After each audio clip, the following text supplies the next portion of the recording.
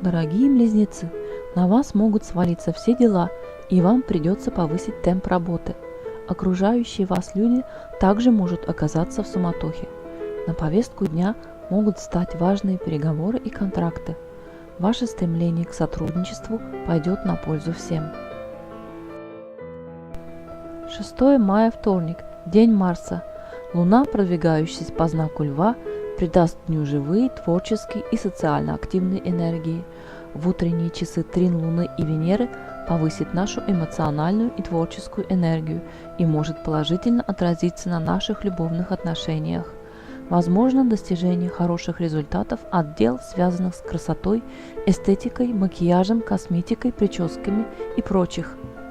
В послеполуденные часы Луна будет образовывать гармоничные аспекты сначала с Марсом, а затем с Ураном.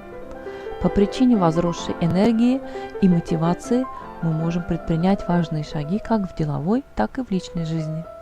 Энергии этого дня поддерживают общественные мероприятия, развлечения, сборища, деятельность в сфере искусства. Гармоничный аспект между Солнцем и Юпитером может способствовать удаче, повышая оптимистические энергии.